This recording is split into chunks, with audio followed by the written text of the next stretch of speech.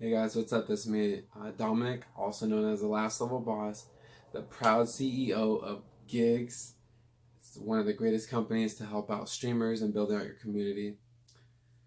Now, I wanted to do my very first video. I got my notes of what I'm going to say just because I want this to just be real, off the riff, just one take, no cuts, no edits, no nothing. I just want you guys to know the authentic me, who I really am, who's the person like behind those messages, who's the person behind recruiting new people, who's the person going out and finding more talent, who's trying to change lives and help people play video games for a living. And I want you to know who I really am. Now, what I'm about to do is really just build a platform so we can all learn from each other.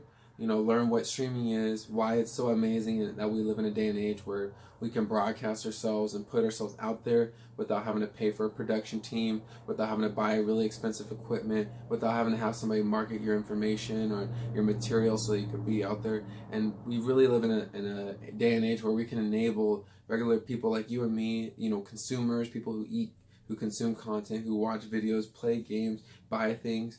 We can now, produce things for ourselves, for other people to consume, and hope and build out, a brand and make a name for ourselves in this day and age.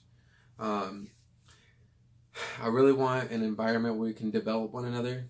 No envy, no jealousy, and it's good to have healthy competition. But I really want to make sure at the forefront that we realize there's so many people in this world.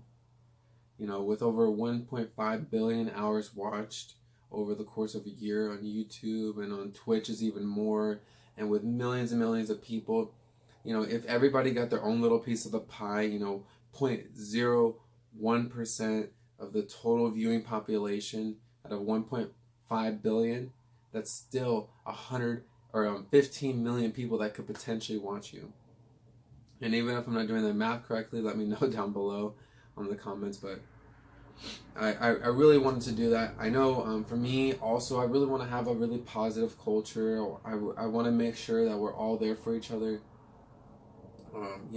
And that ties into what I wanted to talk next, because I wanted you guys to get to know me a little bit, understand who I am and where I'm coming from, and why I set out to do this.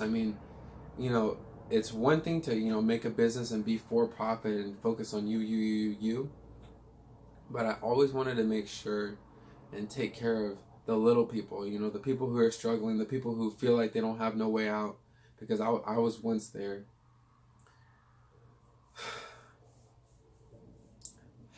I grew up very humbly. I had a really strange sense of self-awareness at a very, very young age. I saw my dad struggle, to try to make things happen for us and our family.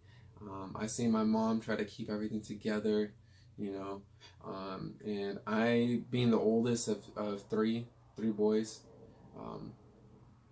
I always felt like I had this burden, this pressure put on me to, make things better for the next generation. That's always been my focus. That's always been, the forefront of everything that I do. Is I want to make things better for, my kids.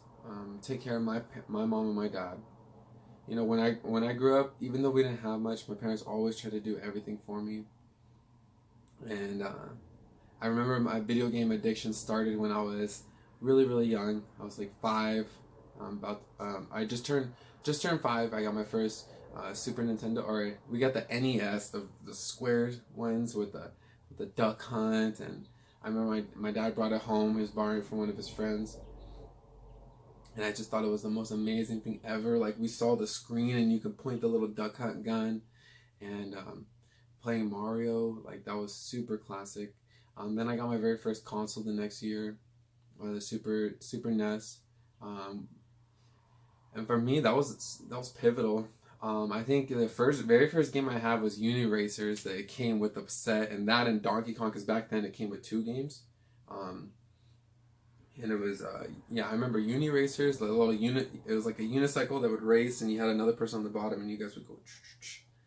And I remember that, and then Donkey Kong, of course, like, that was the first platform game that I ever played. I tried it. It was so fun. I remember just thinking like, this is amazing. You collect the bananas. There's so many different things, lights everywhere, and it was the pinnacle of technology at that time.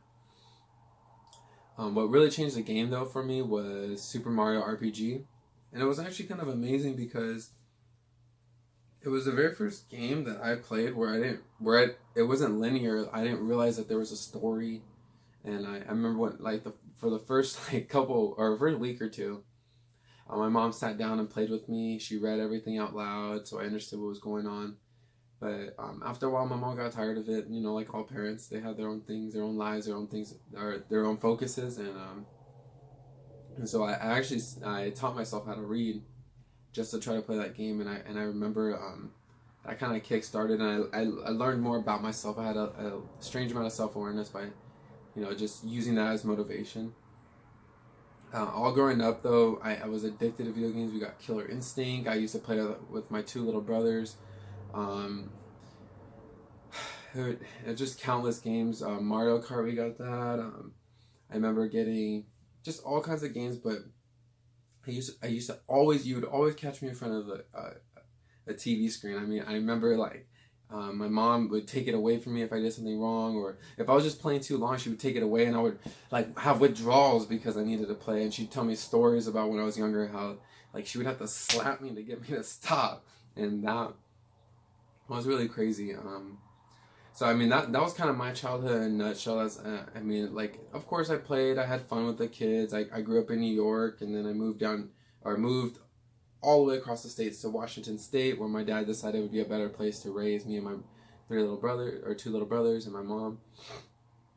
And so we try to make it here. You know, I have my gram living really close in Idaho State. We can go visit her every once in a while, but for the most part, we're pretty much on our own. So all we knew, and one thing my dad really instilled in me and my two little brothers is just family. Like at the end of the day, family is all you have. And that's part of the culture that I want. I want gigs to be a safe place. I want it to be like when you join up, you join in to stream, to try to play video games for a living, to learn, to grow, to network, to find more fans, to build a better audience, to get more, get in front of more people so people can see who you are. But I also want it to be like a place where, for those who don't have friends, who aren't as outgoing, who don't like to put themselves out there, you have a close-knit group of people who all have the same similar interests and that just want to hang out with you. Now, when I was growing up, though, things got a little tough. My parents' relationship wasn't the best, and soon they had to part ways, and it happened really young in my life when I was 13. Without getting into too much detail, it was really hard on my mom. And I remember her struggling to do everything she can to make things happen for us. And I will always appreciate and love my mom for what she did. And it's not to say that my dad was a bad person, don't get me wrong. It's just my parents were not good for each other. They're not the right people. And having that level of self-awareness at a young age, like I said, it was really, it was eye-opening because I realized that like my dad wasn't a bad person for, choosing not to be with my mom anymore. And I respected his decision. I've always wanted to be my dad's favorite. I always had, problems in school with, acting out because I started school earlier than everybody else. Like I got in right at the cusp when my birthday was, when school started, that was my birthday. And so I just got into everything really early. I was a year ahead of everybody. And it eventually played a toll on myself. I had a hard time connecting with people. I had a hard time building friendships. I remember my mom would make my own lunches, and I used to like give fruit roll-ups and my Oreos that my mom would have for me as a little treat to some friends so they would play with me. And I always had a hard time making friends. I don't know why. And then as I got older, and I was entering into junior high school, 13, 14, I kind of just realized that I didn't want to not have a lot of friends, and I wanted to be popular. So I learned how to communicate. I was one of those people who had a lot of acquaintances, but I didn't have really that many core friends or that many friends. And what core friends I did have, I've kept them throughout these years. But yeah, growing up, after my mom and my dad split when I was in high school, I took it kind of hard. I kind of shouldered that burden to like really take care of my family. I started working at 15 and a half, so like about 2 years later, I got a job as soon as I can. I was working at the local Papa John's in the area, and I remember riding my bike every day, 25 minutes. First it was 25 minutes, then I got it down to like 10, but I would smash on my bike, and my bike took me everywhere back in Washington. There's no place I couldn't be without my bike. And I would just drive or ride everywhere. I had my red backpack on that my grandma got me that lasted me for fucking 6 years. And I still have it to this day. And actually, it's more like a memory of where I came from, because just me and that backpack would go everywhere. Um, I got into some, you know, doing some things I shouldn't probably have been doing, but I always kept a level head about myself, and I used, all the extra money that I was bringing in and from work that I would help my mom out. I remember my mom would be really sad, and just not heartbroken, but like I could feel how much she appreciated the help. Even for me to bring pizza home for me and my brothers and my mom to eat, and like I would create my own pizza, and I thought it was the amazingest thing. But yeah, I just remember struggling and having those hard times. I mean, and from there, since then, I've worked every kind of job under the sun. I've done call center works with Virgin America. I've worked for AT&T. I've done retail. Where I worked at Ross for like a month. Gosh, that place is like a bomb, blows up every day. And then I remember doing that. I was just like, you could not pay me enough. I've worked at JC Penney's. I've done Rite Aid, restocking.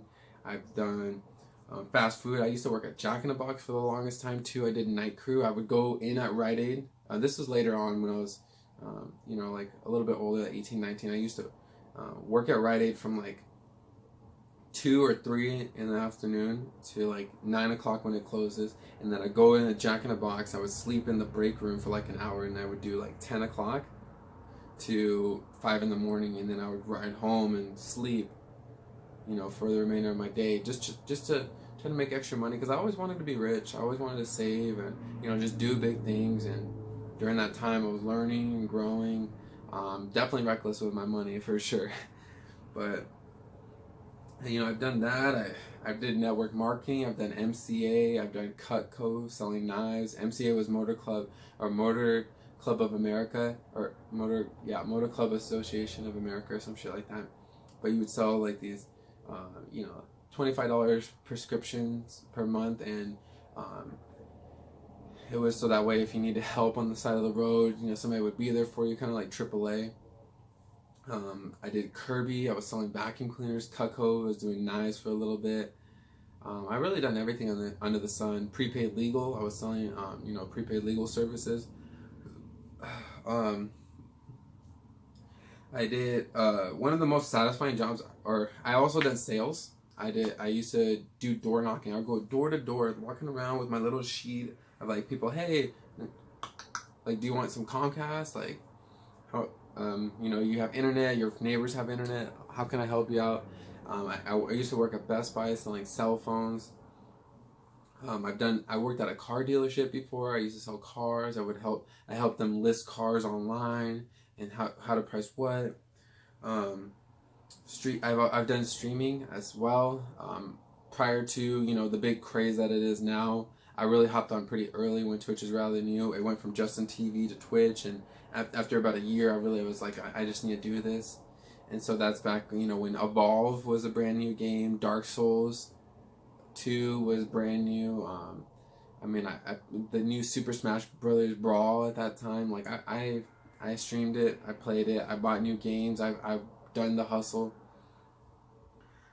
But I've just worked in a bunch of jobs, and the main reason why I mentioned that is because of the fact that, when I was doing all this, and when I was, really working, I realized that at a I had to take care of some things, but So I've done Cutco knives. I did everything under the sun. I was selling, but all out of all these jobs, and one of the major things that I remember is just not getting paid enough. Really putting yourself out there, blood, sweat, and tears. I remember I used to work so fucking hard, and I would struggle for hours. I used to remember, like, can I get more hours? Can I work more? Can I this? Can I that? Trying to pick up extra jobs here and there. It just wasn't enough, and I've always had that feeling, like, where you give to a company and you're just not getting enough. And I really, really hated that. And I told myself that if I start a business, if I did this, if I did that, I want to make sure I pay people a real wage. I want to make sure people are really valued for what they do, because we're humans. Businesses are just a system and a connectivity between humans and computers, and bring them together, and that whole process is a business. But I just remember struggling with that, and where the world is going, and where we're at. I know that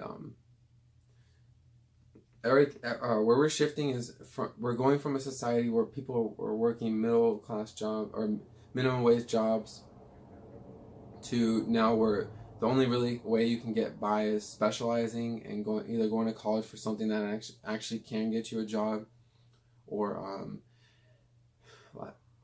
getting a trade, being a plumber, being a carpenter, working with your hands. And it's not bad, don't get me wrong, trades aren't bad, but they end up paying more than what you would get from a college degree. It's more secure. But we're shifting into a day and age where now you are going to require some skills. You do have to be producing something. You do need something on the side to bring more income, because it's not enough. The value of the dollar keeps going down. Wages have been stagnant for years, and it's hard because you have to be doing something. Now, because of I know where the world's going, I feel like I have this sense of duty to take care of everybody. I don't feel like people really have that mental awareness, because you're so locked in this paradigm and this slave system where you're basically working as a slave. I mean, think about it.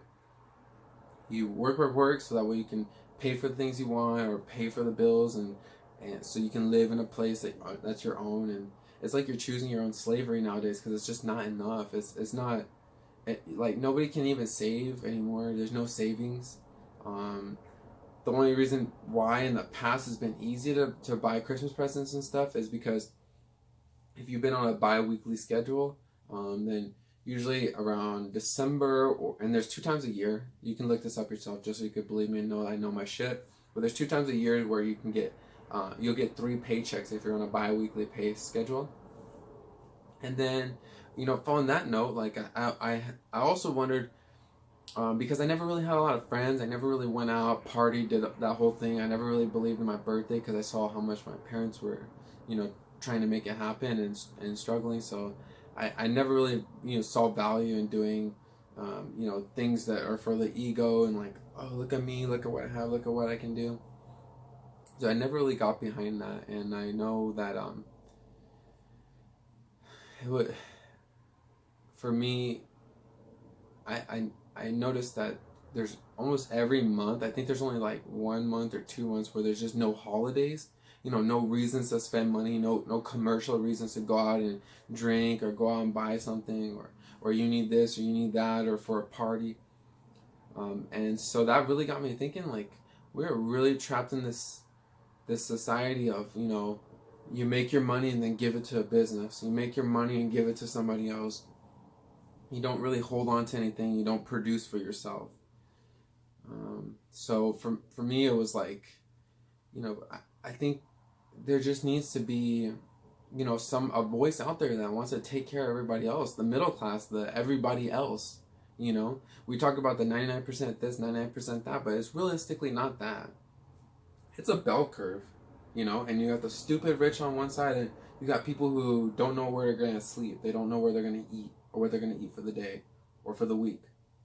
You got your drug addicts, or people who decided they wanted to escape society so bad that they're willing to take to drugs and alcohol, or some form of escapism. And it's sad because it's the truth. That's what it is.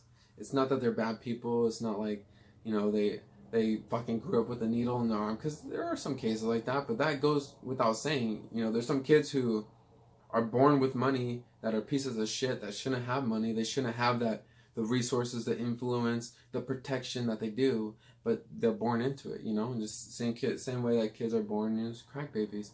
It's the truth. It's what we live in. So we have this bell curve, you know, stupid rich on one side, and poor, and like the homeless, the distress on the other. And in this bell curve, you have the people who are struggling, the people who are trying to make it happen, and there's nothing wrong with them. They just don't know any better, or they can't specialize, or they don't have the skills, and they don't have the time to invest in those skills. I mean, like when I grew up, when I was watching my, you know, my dad, my role model, trying to make things happen. I remember coming home from school, my dad would sleep, because in the afternoon when I was at school, he would be going to college to try to pursue his you know, degrees in electrical engineering. And while he was doing college, he would work at night at the post office. And so all I knew of my dad really was him working and, you know, putting in time. And he would take time off, and we did things. Don't get me wrong, I love my dad to death, but I do remember just how much of a strong work ethic he had. I know I definitely made my parents' life a lot harder. I was one of those trouble kids, one was acting out, always, you know, sent to the principal's office. I never quite did the right thing, and I remember I used to cry myself to sleep because my parents were just like, "Why won't you learn? Why are you always making these mistakes?" And I always felt stupid because, you know, it was the case. I really, you know, had a hard time conforming, and it really, you know, kind of broke my heart, and see how much they struggled over that. And for me, it was just, all after that, I always strove to like make my parents proud, and, you know, just have them accept me because of how hard I made their lives. And I've seen my mom, you know, work countless hours nonstop, working overtime all the time just to try to make it happen for us. And I feel like it's almost my duty to take care of them and really give back. And it sucks because nobody's there for the middle class. Nobody's there for the everybody else. You know, we're bailing out the rich, and people are struggling in the middle. You know, right on the top, in the middle class, you're in a perfect American dream middle class. You're working a job. You're going to be working for the next 30, 40 years. You're paying off shit to either impress people or to get what you wanted. And all the while, you know, you're living in debt. You might not be living, you know, paycheck to paycheck, but you sure as fuck aren't saving. You know, you have very little, and you have to scrounge and like really make an honest effort if you want a vacation, if you want to buy this, you know, jet ski or a boat or something along those lines. And I just don't think it's fair. I really don't. And I know that it's always been hard because like I I just I just wanted to take care of people. That's all I've ever wanted to do, and just really be there for everybody. Fuck, I didn't want to do this.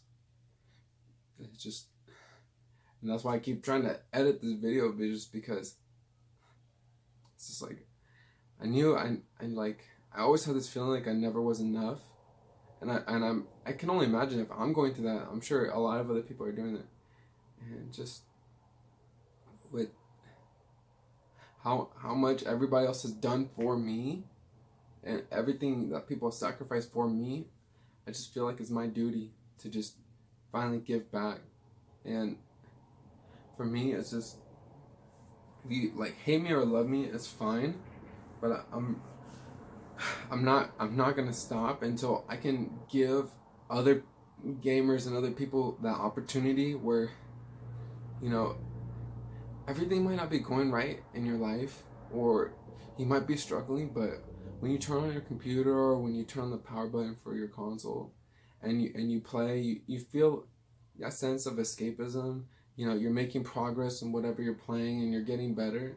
But I remember just knowing that all I wanted to do is play games. And for me, it was just hard because like just never feeling like I did anything right, and no matter how hard I tried, and no matter what I pursued, I would fail here, fail there, and I just knew that it wasn't my calling, and all I wanted to do is make sure that other person across the world, whose parents didn't believe in them, who nobody really gave them the chance. I want to make sure that if you're working with me, if I'm helping you out, I want to let you be able to buy your parents that car they always wanted, or pay off the house so they're not struggling, and so that way they don't feel like you're a burden. And I might just be speaking personally, and my parents tell me all the time that they're proud of me, but I just know deep down that like when I was growing up, I was always like a burden on my family, and that's just the way I felt, just because of how hard I made it. And so I just always felt like I just have to, you know, just be successful, because I just want them to be proud of me. And I know there's other people out there who are feeling the same way, that no matter what you do or what you pursue, you just don't feel inadequate, or like you're just like a mediocre person with no skills. But I'm telling you right now, there's other people who understand, there's other people who can relate, and I'm one of them. And so if I can give you the opportunity to say, Mom, see, I told you, you just need to believe in me. If I can give them that, if I can give somebody else that moment, like, look, Mom, look what I can do for you. Look, Dad, here's that car you always wanted, or surprise them one day and just, hey, yeah, I paid off the house. You don't have to work as much. You can spend time with us. Fuck, I don't want to edit this again. There's too many fucking edits. But I want to be able to give other people that chance. And maybe you don't have parents. Maybe you have people you want to prove wrong. Just like, look, I'm successful. I didn't need you. I didn't need your help. There's plenty of people who didn't believe in me. Don't get me wrong. And there's people who still don't. People are jealous or envious of me. And I don't know why. I mean, I'm just trying to make it happen for everybody else. But that feeling of just being able to finally say that I made something out of myself. I know other people are craving that feeling. Other people desire that feeling. And I want to give it to you. And I want to make sure we can make that happen. So as I keep pouring my heart out into gigs, as I keep working, I just wanted you guys to know who I am. So that way you can see that I'm just a regular person too. And that, we are going to make it. And it's 2018. If I don't do it, somebody else will. So, fuck, I didn't know. Cry. But, so, all in all, I really want you guys just to know who I really am. I'd be very authentic. This is my very first YouTube video I'm putting up. I mean, there's going to be some edits because I really didn't want to cry, but I want to give you guys that moment. I want everybody to feel like they did something, they accomplished. And even if it's just video games, it's not just video games. There's people who are handicapped, who can't walk. There's people who have no arms. There's people who can't really talk in front of people. There's some who just like to isolate and be alone. But I want it to be a possibility. I want you to realize like this is a thing. It's possible, and I'm gonna do everything I can to make sure it happens. So with that, guys, this is me. This is my video. This is my work uniform. I really am glad, and I hope that if you're new, that you really stick around and you watch us grow. Because at the end of the day, if you stay, great. If you don't, I understand. But I'm gonna make this happen. And right now, while we're still starting out and we're growing and it's free, I'm gonna make sure I do everything I can to make it happen for you. But in the future, once we have a few success stories, once we've proven our track record, and we're gonna start charging, and that money that we charge for new people to join in, we'll be able to pay out other people a more consistent wage, along with other sources of income that I'll explain later. But as one person who never felt like they're enough, never felt like I was given the skills in life, I wanted to show that no matter what, you can do it. You can do it. If nobody else believes in you, I fucking believe in you. And if you need somebody to believe in you, that's great, but you should believe in you. Because, you know, at the end of the day, if you don't believe in yourself, nobody else will. And I really firmly believe that. But this is Dominic, again, Last Level Boss, signing out. Just want to make sure you guys know that I'm here for you. And if you like this, leave a like down below, subscribe. We keep on growing, we keep getting bigger. I'm gonna have more videos, more stuff for streaming. I'll do a few of these just so you guys can get to know me a little bit more. And then leave any comments below if you guys, you know, if you had anything you could relate to or relate with. I love to read the comments, and I'm gonna keep this channel going. And if you haven't already, there's gonna be a link down to our Discord so you can join in on the stream family and really see what we're all about. Thank you guys so much. Have a good one. Oh, fucking. All right. See you guys later. Bye.